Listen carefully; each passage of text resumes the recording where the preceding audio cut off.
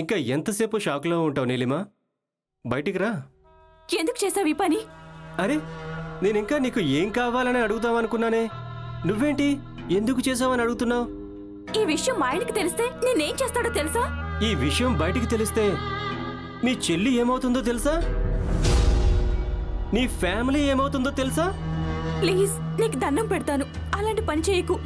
అది అలా రా దారికి. ఎందుకంటే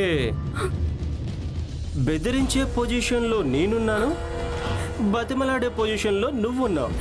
నా చెల్లి జీవితంతో ఆడుకోకు. చిచి, మీ చెల్లి మీద నాకు ఎలాంటి కోపమూ లేదు. నేను తన కోసం ఇలా చేయలేదు. మరెందుకు చేసావు? డబ్బా? చెప్పు, నీకెంత కావాలో చెప్పు. డబ్బు నా దగ్గర ఉంది. నాకు నువ్వు కావాలి. అవును, నాకు నువ్వు కావాలి. నీకోసమే ఇదంతా చేశాను. నువ్వంటే నాకు మోజు, ఇష్టం, అదో రకం. అది మాటల్లో చెప్పలేను. నువ్వు ఎలాగైనా నాకు కావాలి అనుకున్నాను, అందుకే ఇలా చేశాను.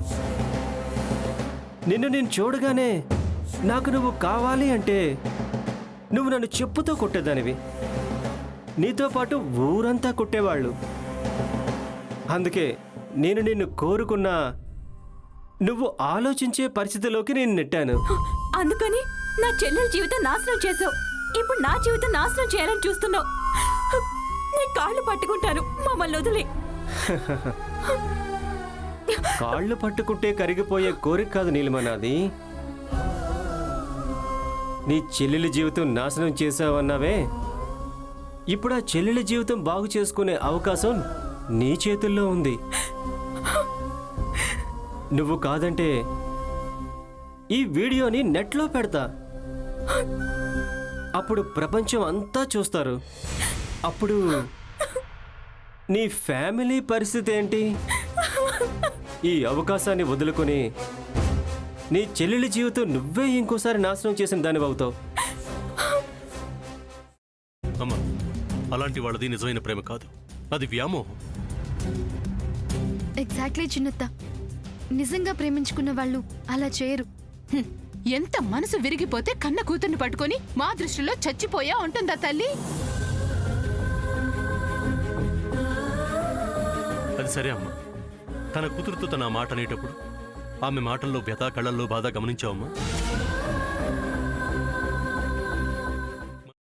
పెద్దబాబుకు బర్త్డే విషెస్ చెప్పు కూడా వెళ్ళాం కదా. ఊరికే ఎలా కాలిపోతుంది? మంట పెడితేనో పడితేనో తగలబడుతుంది.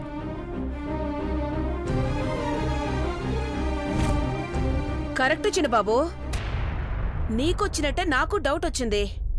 పార్వతే షర్టును తగలబెట్టిందనుకుంటా.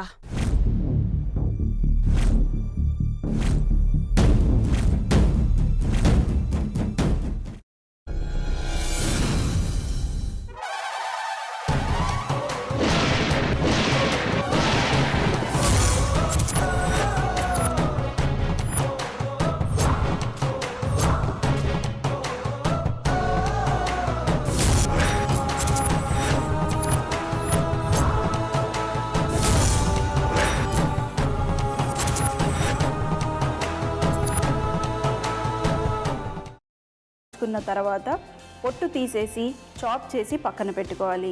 ఒక ప్యాన్లో కొద్దిగా నూనె వేడి చేసి అందులో ఆవాలు, మినప్పప్పు, శనగపప్పు, కరివేపాకు, సన్నగా తరిగి పెట్టుకున్న ఉల్లిపాయలు వేసుకుని 1 నిమిషం పాటు వేయించుకోవాలి. ఆ తర్వాత కాల్చి కట్ చేసి పెట్టుకున్న వంకాయని కూడా అందులో వేసుకుని బాగా మిక్స్ చేసి బౌల్లోకి ట్రాన్స్ఫర్ చేసుకుని అందులో తగినంత చిక్కటి పెరుగు లేదా పల్చటి పెరుగు వేసుకుని మిక్స్ చేసి అన్నంతో కానివ్వండి, చపాతీతో కానివ్వండి సర్వ్ చేసినా చాలా బాగుంటుంది.